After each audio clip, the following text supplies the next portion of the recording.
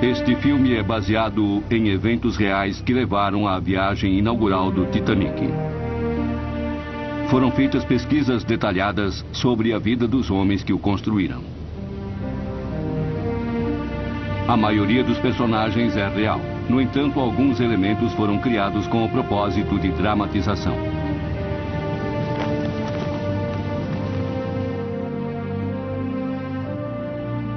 As águas estão paradas. O estaleiro quase silencioso. Mas há um século, este local em Belfast testemunhou a construção de uma lenda. Aqui nasceu o navio mais famoso que o mundo já viu. O Titanic.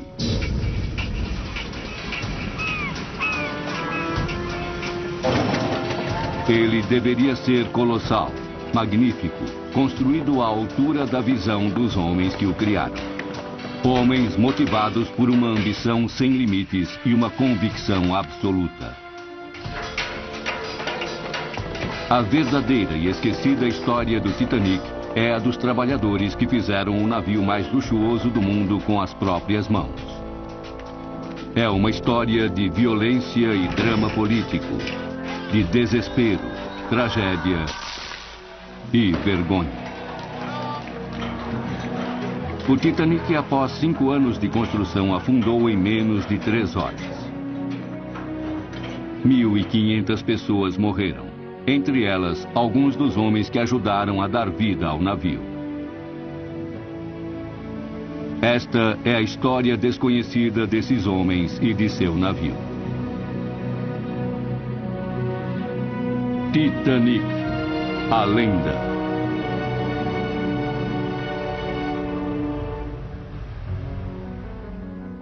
O Titanic nasceu na grande era de navios de luxo, quando estaleiros e operários disputavam uma batalha feroz para ver quem construiria os maiores, mais fortes e mais velozes navios. Grã-Bretanha, Estados Unidos e Alemanha travavam uma guerra pelos enormes lucros do transporte transatlântico. Estavam em jogo o orgulho das nações e o dos operários. Nessa grande era, cada novo navio levava um grupo de segurança, especialistas selecionados para resolver problemas na primeira viagem. O Titanic não era diferente. Quase 15.000 homens trabalhavam no estaleiro Harland & Wolff em Belfast. Ferreiros, carpinteiros, encanadores, eletricistas e projetistas. Eles eram os melhores, os mais capazes, selecionados por todas as ilhas britânicas. Tão bons quanto os melhores do mundo.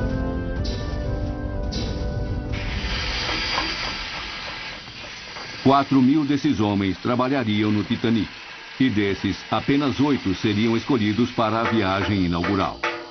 A jornada de uma vida. A história deles começa 5 anos antes em Londres.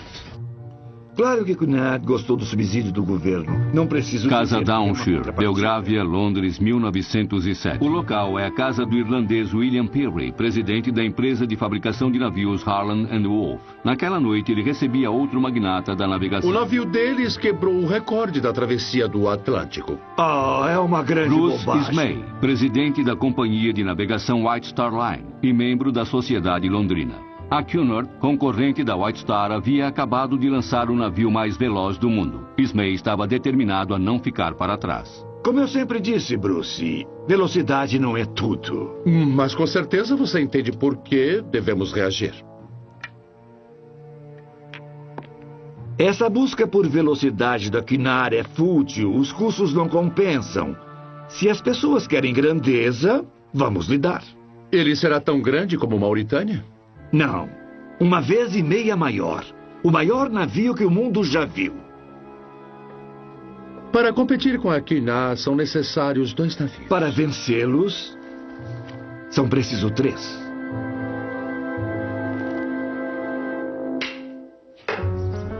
Belfast, 1907. O acordo foi fechado em Londres, mas o Titanic seria construído em Belfast, que era o centro industrial da Irlanda e contava com trabalhadores talentosos que haviam tornado a Harland & Wolff a maior construtora de navios do mundo.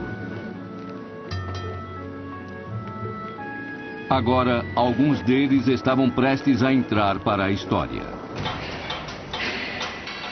Eu já fiz minha parte. Tem que voltar.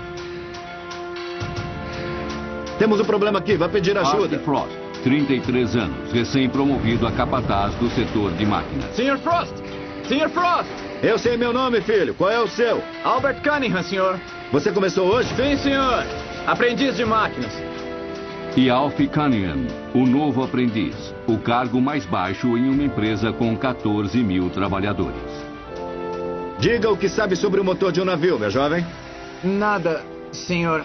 Mas... Então é bom você aprender logo, meu filho. Ou cai fora em um ano.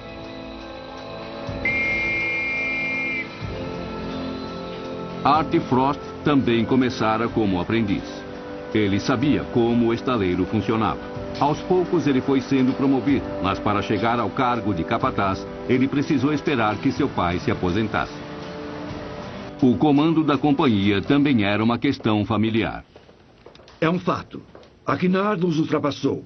Vamos mostrar que esse lugar é nosso. Eu sei que vai aproveitar a chance para fazer isso, William.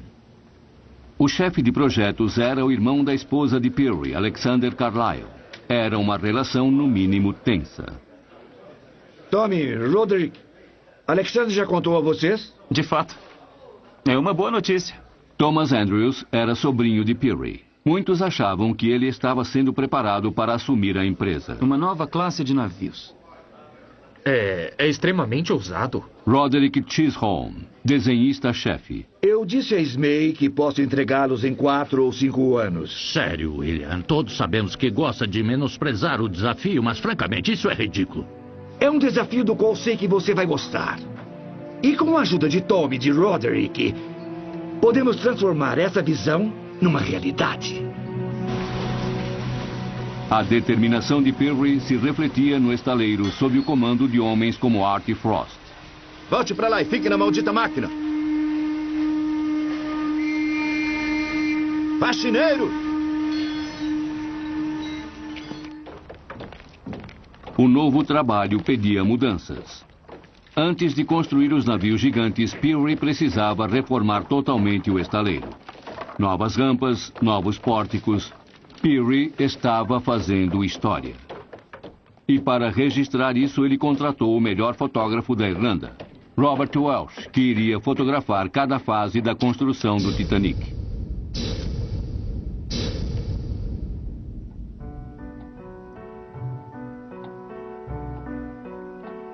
O Titanic começou com um acordo de cavalheiros. Um ano depois, ainda não havia nada por escrito. Tudo dependia de Bruce Smay receber o que queria. Tem 4 chaminés. Correto. Mas você disse que haveria apenas 3 motores. William acha que esses navios serão mais eficazes com apenas 3. E sabemos que quanto mais chaminés o navio tiver, mais o público terá vontade de viajar nele. A Cunard fez o Mauritânia e o Lusitânia com 4. Então, uma chaminé é ornamental. Exato, senhor. Eu acho que ele é magnífico. Quando podem começar? Podemos começar a trabalhar no navio 400 em questão de meses. O 401 logo em seguida. Então, é melhor assinar o contrato. É claro. Eles precisam de nomes. Não podem ser chamados de 400 e 401. Claro, como o 400 foi o primeiro da classe, devemos chamá-lo de Olympic. Concordo. E o 401? O navio é seu, Bruce. William, você conhece os clássicos. O Olimpo foi o lar dos deuses gregos, de fato. E quanto aos seus rivais, os titãs? Gigantes, todos eles. O parceiro de Olympic, então, deve ser o Titanic. Muito bem. Então será Titanic. O navio não poderia ter um nome mais adequado. Olympic e Titanic. Na opinião de Peary, esses grandes navios dariam início a uma era de prosperidade sem limites.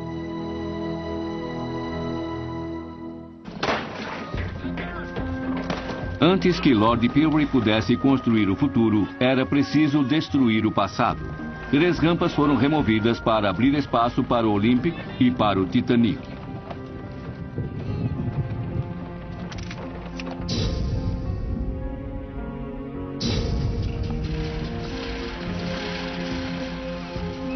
Em meio ao caos, a visão de Peary começava a tomar forma. Esses navios gigantes precisariam de pórticos de construção como o mundo nunca havia visto. Uma estrutura de aço grande o bastante para permitir a construção do Olympic e do Titanic lado a lado. A estrutura de 70 metros de altura, 256 de comprimento e 82 de largura, foi construída pela Harland & Wolff ao longo de 2 anos e custou $175 mil, equivalentes hoje a mais de 11 milhões de dólares. O pórtico tinha um sistema de guindastes móveis projetado para alcançar todas as partes dos navios. O Olympic e o Titanic confirmariam a posição da Harland & Wolff como a maior construtora naval do mundo.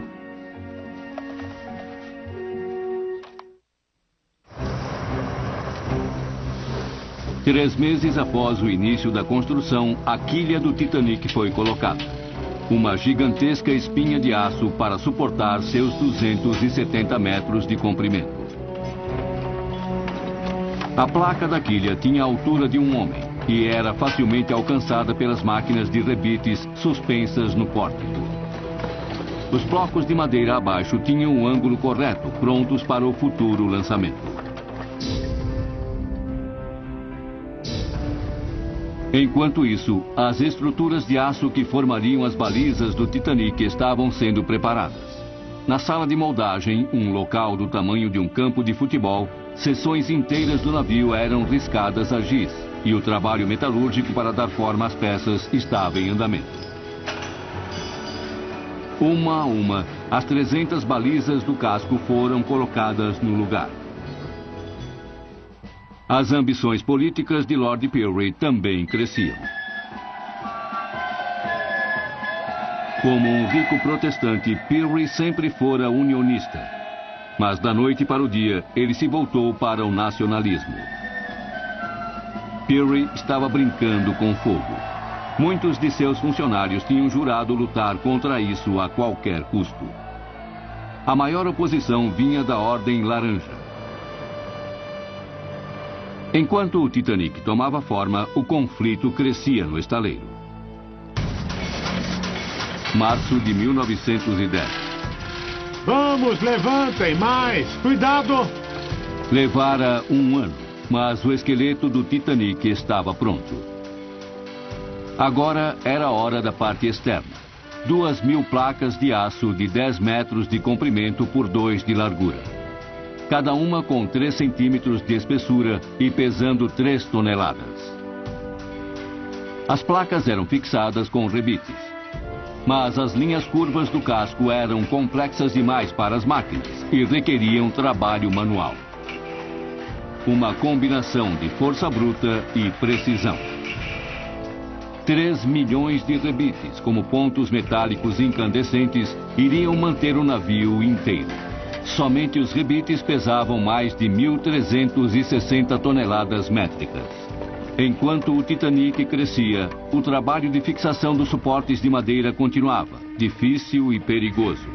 Enquanto o descontentamento político crescia no estaleiro, o comando via os primeiros sinais de discórdia quanto ao projeto do navio. O que acontece se houver uma colisão?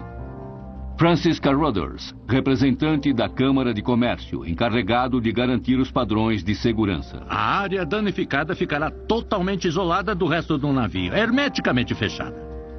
Em tese, ele permanecerá imerso independente do dano. O navio é, de certa forma, o seu próprio bote salva-vidas. No entanto, vejo que pediu 16 botes salva-vidas. 16?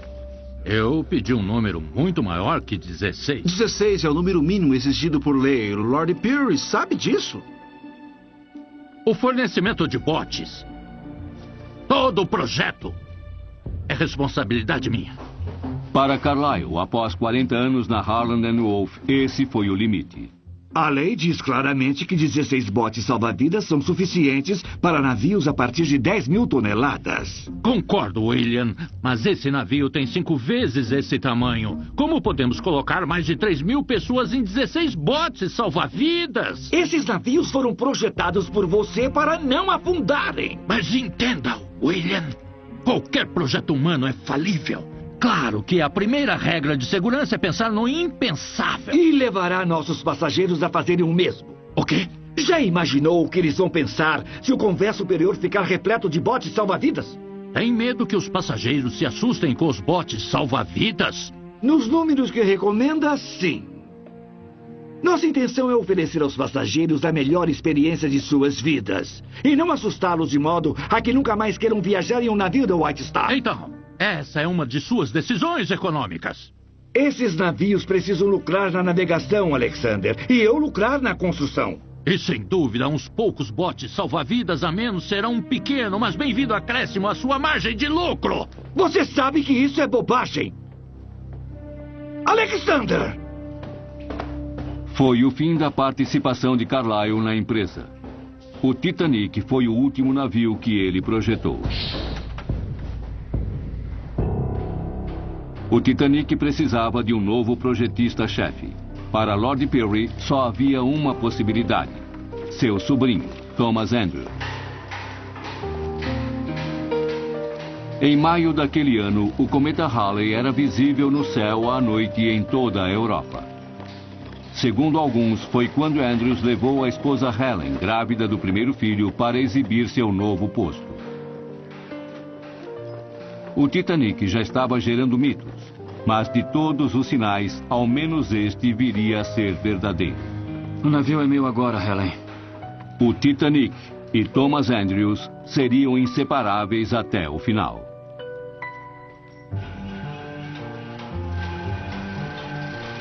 Em maio de 1910, o casco do Olympic estava terminado. O desafio dos operários do Titanic era alcançá-lo.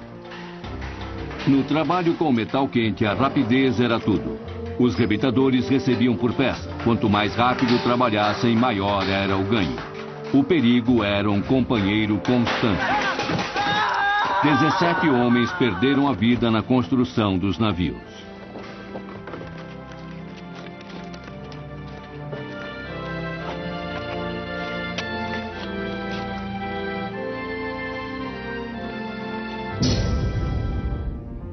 A empresa estava em um período de grande expansão. Mais de 3 mil operários foram contratados, elevando a folha de pagamento para o valor recorde de $45 mil. É o equivalente hoje em dia a $3 milhões por semana. O segredo da organização era a eficiência. Peary montou o estaleiro baseado em suas experiências com produção em massa nos Estados Unidos. A eletricidade era gerada no próprio local e pela primeira vez foi utilizado o sistema de trabalho em 3 turnos 24 horas por dia. Os trabalhos no Titanic e no Olympic prosseguiam dia e noite. Mesmo durante a montagem dos cascos, o trabalho na parte interna e no maquinário que daria potência aos navios continuava.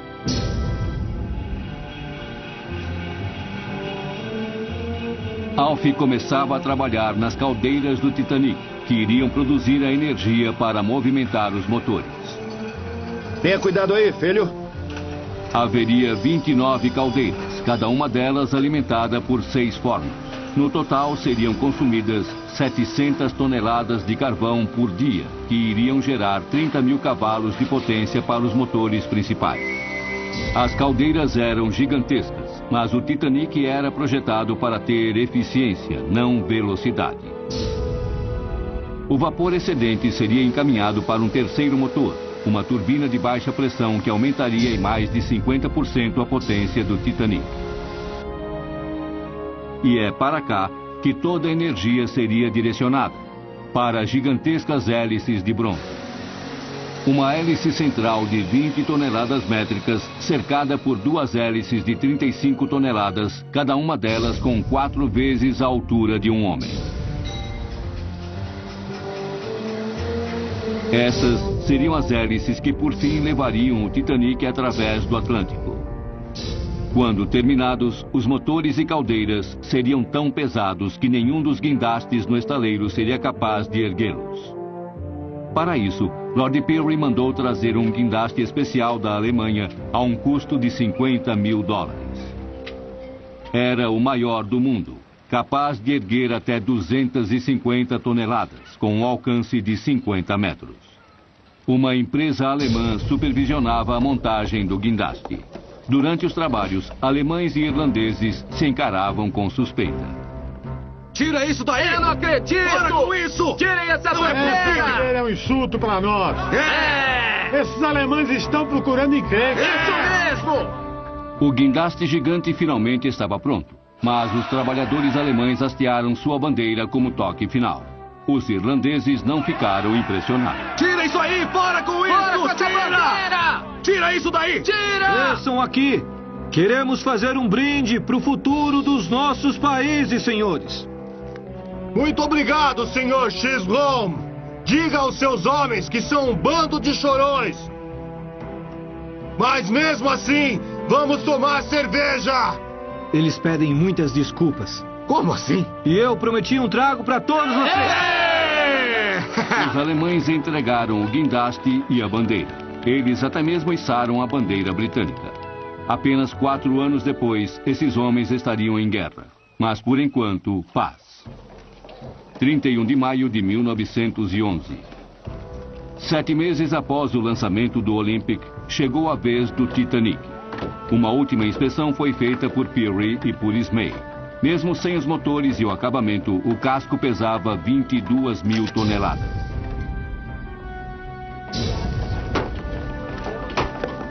As escoras de madeira foram retiradas e todo o peso do navio descansou sobre os trilhos.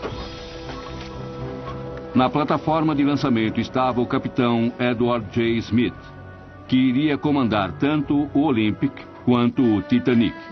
A 10 minutos do lançamento, uma bandeira vermelha foi içada para afastar qualquer outra embarcação das proximidades. O Titanic estava apoiado nos trilhos da rampa, totalmente recoberto com 20 toneladas de sabão líquido e óleo de trem. Somente 2 gatilhos hidráulicos o seguravam. Não haveria champanhe nem cerimônia de batismo para o Titanic. Esse não era um procedimento da White Star. Um simples comando bastava. Liberar os gatilhos!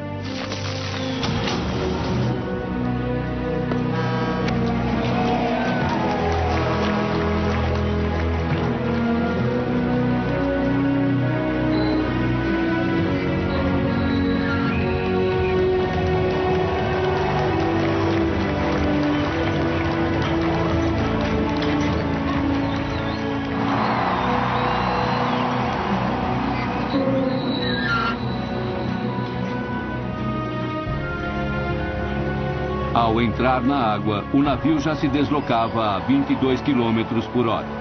Somente as correntes de arrasto atrás dele, pesando 150 toneladas, poderiam detê-lo.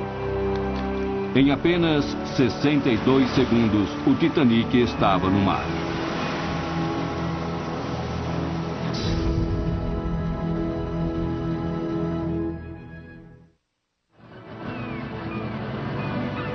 O Titanic ainda era um casco vazio, esperando que carpinteiros, engenheiros e pintores o transformassem no orgulho da White Star. Chaminés e caldeiras, piso, iluminação, móveis, objetos de decoração e quadros. Tudo deveria ser colocado no lugar para dar vida ao maior navio de passageiros do mundo. Âncoras e postes de ancoragem foram trazidos da Inglaterra e da Escócia, assim como guinchos para botes, pias e banheiras.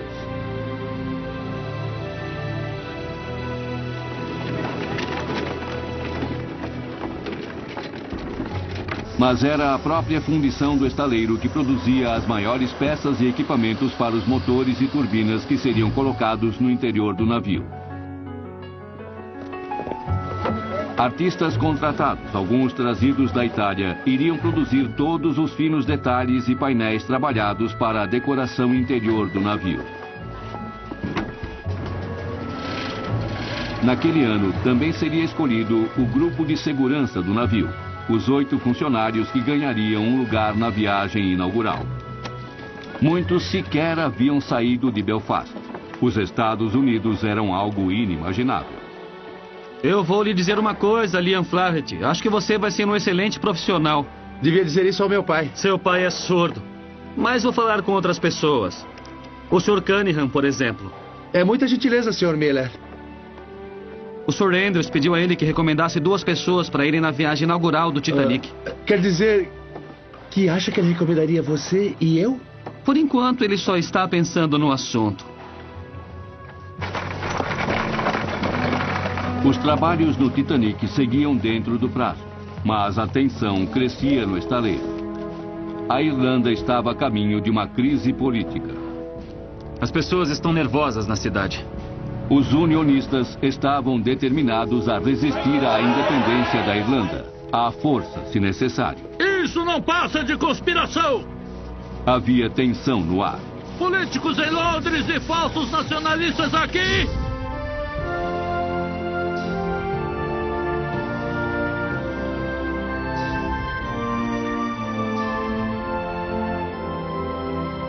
Somente no Titanic, o mundo real parecia distante. A visão de Peary estava ganhando vida. Para os construtores, o Titanic tinha se tornado o navio de seus sonhos. Olha só isso, Alf. O Titanic é magnífico. Nós realmente fizemos isso? Você, eu e mais 1 ou 2. Ele não se construiu sozinho, com certeza. Mas não é demais? Sólido. Parece que sempre esteve aqui. E sempre estará. Mas então, o desastre. O Olympic ficou seriamente danificado em uma colisão com o cruzador naval HMS Rock. A proa blindada do cruzador fez uma abertura de 3 metros na lateral do Olympic. Houve danos em 11 placas de aço e no sistema de propulsão. O impacto foi sentido em Belfast, onde o Titanic estava quase pronto. A preocupação agora era que o imenso tamanho dos navios dificultasse as manobras seguras. Fica claro pelas fotografias qual foi o navio que levou a pior. Mas os construtores do Titanic sabiam como lidar com a imprensa. O Olympic resistiu bem à colisão. Imagine o que teria acontecido a qualquer outro navio que tivesse sofrido tamanho estrago. Digamos o Mauritânia. A água estaria entrando e os tripulantes estariam correndo freneticamente, tentando fechar todas as portas entre os diversos compartimentos. Mas nós, na Harland & Wolff, criamos as portas estanques automáticas. O simples acionamento de um interruptor isola todo o navio e o põe em segurança. Muito se falava das portas estanques, um projeto que a Harland & Wolff havia copiado de um concorrente alemão. Mas o que não se podia negar era que elas tinham funcionado. Assim que a água é detectada no navio, um interruptor elétrico aciona automaticamente o fechamento de todas as portas estanques no navio. Sr. Frost, é melhor vir para este lado, Sr. Greaves, ou ficará muito molhado. Aqui estamos, seguros e secos. Vejam. Com as portas automáticas fechadas, o Olympic manteve-se na superfície, mesmo com 2 compartimentos totalmente alagados. Então isso vai tornar o navio o quê? Insubmergível? O capitão Smith havia afirmado exatamente isso. A navegação moderna conseguiu ir além disso. Se há navio mais seguro, não o conhecemos. Para mim, ele é praticamente insubmergível. Praticamente insubmergível foi o termo usado para divulgar o Titanic. Para muita gente, significava apenas que ele era seguro. O fato de o navio irmão ter resistido à colisão com um cruzador apenas reforçava essa impressão. Mas com isso, o prazo de conclusão do Titanic foi comprometido. Ele cedeu seu lugar na doca seca para a realização de reparos no Olympic. O Titanic também cedeu a haste da hélice de popa para substituir a peça danificada no navio irmão. Com relutância, Lord Peary adiou a data da viagem inaugural do Titanic para abril de 1912. Seria uma decisão fatal. Nessa época, haveria muito mais icebergs no caminho do navio. Janeiro de 1912. Peary também estava numa rota de colisão. Ele iria defender seus interesses a qualquer custo. Iria comandar uma passeata no centro de Belfast. Continue abaixando. Isso. O futuro de Ulster estava em jogo, mas o Titanic finalmente estava em doca seca. Unionistas ou não, para alguns trabalhadores, o que importava era terminar o navio. Está sabendo que tem sempre rapazes que são enviados no navio na viagem inaugural? O grupo de segurança? É. Eu tenho um amigo que acha que será escolhido. É verdade. É, e isso me fez pensar se o chefe dele não brincou com ele. Por que acha que ele faria isso? Bom, para começar, o sujeito é católico. Não tem lugar para sectarismo nesse estaleiro. O trabalho é o que importa. Eu digo isso como protestante e membro da Ordem Laranja. Eu só sei quais os engenheiros que vão. O senhor? Talvez eu tenha uma lista de aprendizes em mente para levar comigo. Não quer dizer que... Não aceite como fato consumado, Alf. Mas... Apenas continue, trabalhe duro e veja o que acontece. Para Alf Cunningham, novos horizontes. Pessoal...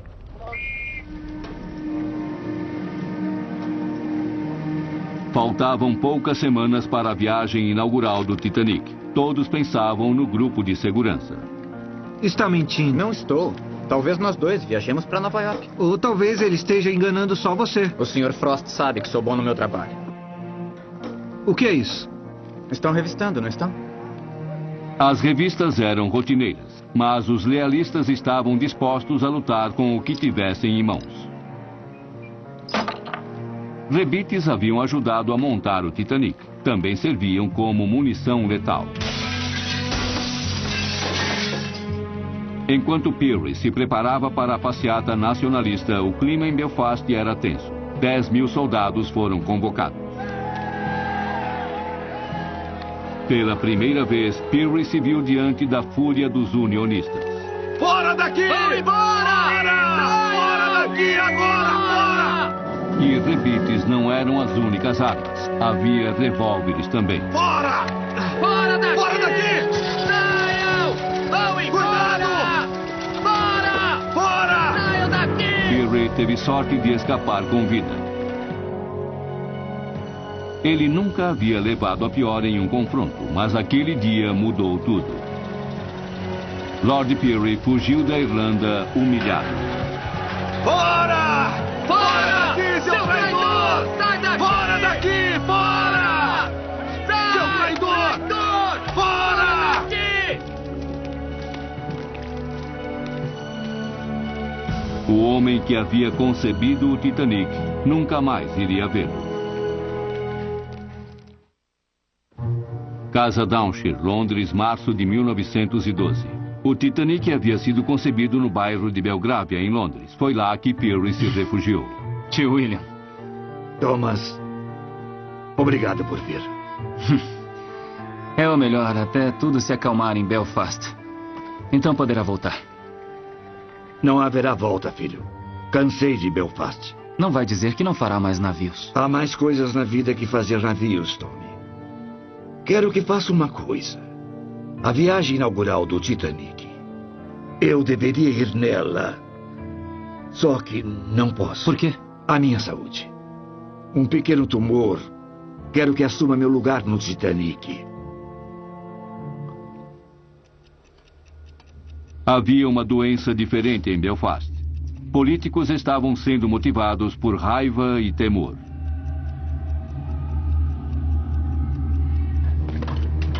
E no estaleiro havia contas a acertar. Clark! Clark! Lord Pierre lamenta lhe informar, mas você foi dispensado. Pois mande-o vir aqui me dizer pessoalmente. Vamos, Clark! Você não é surdo! Se tocar em mim de novo... Vai fazer o quê? O que está acontecendo? Liam, saia daqui! O que estão fazendo? O seu pai foi dispensado. Vamos acompanhá-lo para fora do estaleiro. Ah! Saia daqui! Tenho notícias para você. O Titanic parte em 1º de abril e estamos nele. Estamos no grupo de segurança e seu amigo Liam Flaherty vai conosco. Ele sabe. Eu duvido muito. Aonde vai, filho?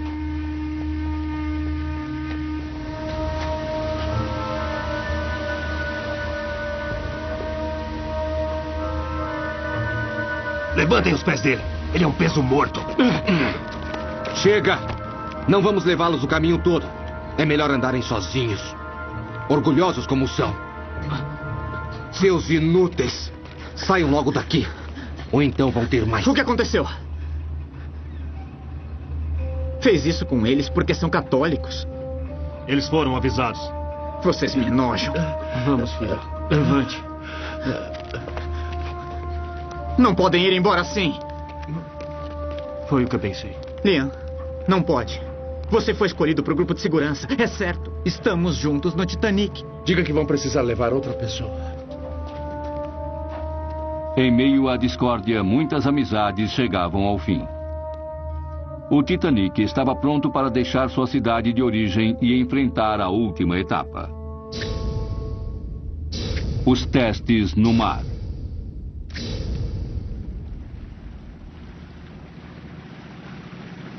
Liberar rebocadores. 5 anos de trabalho por um momento único. Ligar motores. Vamos partir, rapazes.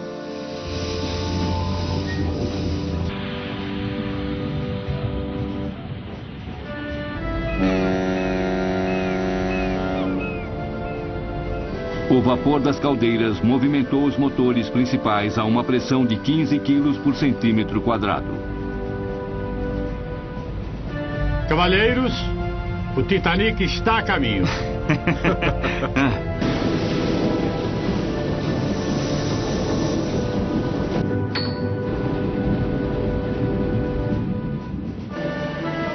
E com a turbina movimentando a hélice central, o navio atingiu velocidade de cruzeiro. Houve mudanças de última hora. Mais cabines de primeira classe e áreas privativas. Isso tornou o navio quase 1.000 toneladas mais pesado que seu navio irmão. Com 42.000 toneladas métricas, o Titanic era agora o maior navio do mundo. Os testes no mar não eram apenas uma formalidade. Virar para estribordo!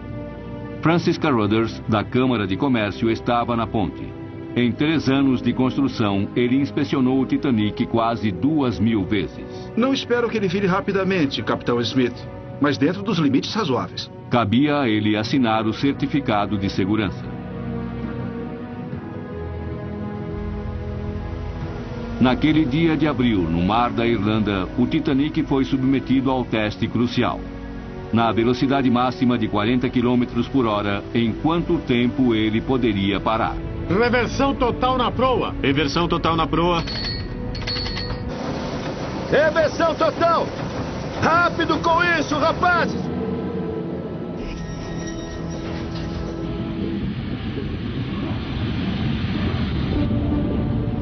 Enquanto a velocidade diminuía, as esperanças dos construtores aumentavam.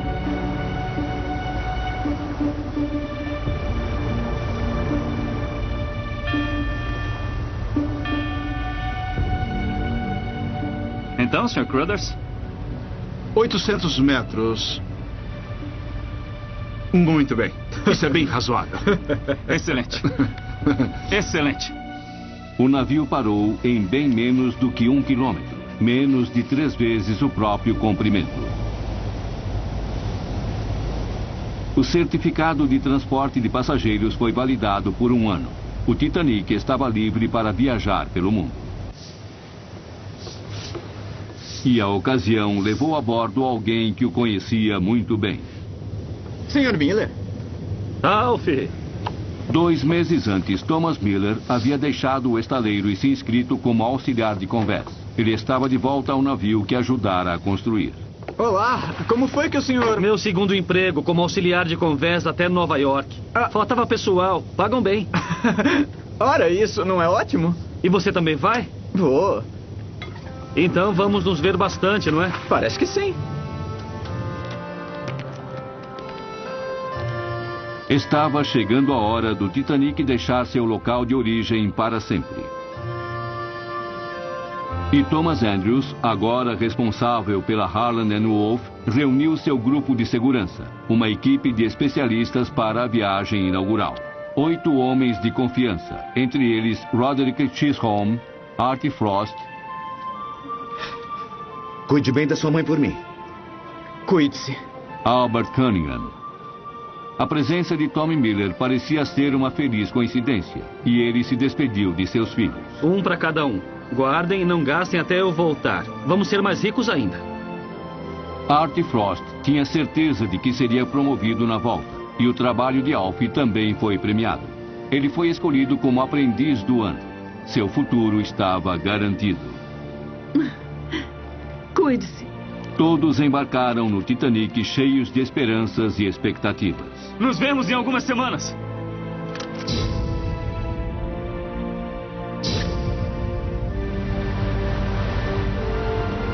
Doze dias depois, na noite de 14 de abril de 1912, Titanic, o maior navio do mundo, chocou-se com um iceberg feito pela natureza com 6 vezes o seu tamanho.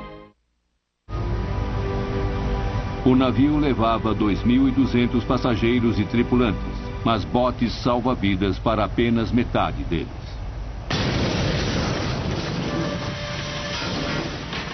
Rebites se soltaram e placas de aço se partiram, e 6 aberturas deixaram o Titanic mortalmente ferido. Ele fora projetado para se manter imerso com até 4 compartimentos inundados. Com o impacto do iceberg, 6 deles foram danificados. Após 5 anos de construção, o Titanic afundou em 2 horas e 40 minutos. Thomas Andrews ajudou muita gente a escapar. Ele foi visto pela última vez sozinho na primeira classe. Artie Frost foi visto correndo para a sala de máquinas. O corpo de Roderick Chisholm nunca foi encontrado. Alf Cunningham, de 21 anos, foi registrado entre os sobreviventes. Foi um erro de identificação. E Tommy Miller morreu ao lado de seus ex-colegas de trabalho. Todos os membros do grupo de segurança, os homens que fizeram o Titanic, morreram a bordo do navio. 1.500 outras pessoas morreram com eles.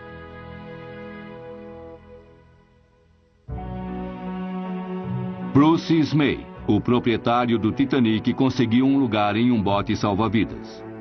E a tragédia pôs fim à sua carreira. O inquérito isentou de culpa os construtores, mas a saúde de Lord Peary estava debilitada. Ele morreu praticamente falido. Em Belfast, os homens que construíram e navegaram no Titanic têm seus nomes lembrados.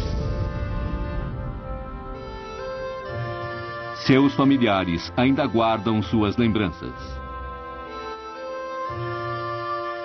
De Thomas Andrews, um telescópio. De Roderick Chisholm, um livro apresentado no lançamento do Titanic. De Artie Frost, seu apito e sua régua.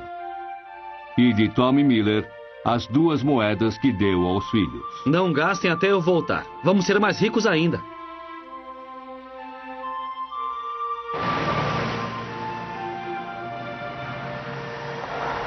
Os construtores do Titanic acreditavam que estavam iniciando uma nova era. Infelizmente, eles tinham razão. Em 2 anos, o mundo entraria em guerra. E os sonhos utópicos da era industrial haviam acabado. Mas os sonhos dos homens que deram vida ao Titanic nunca morreriam. Eles se tornaram parte de sua lenda.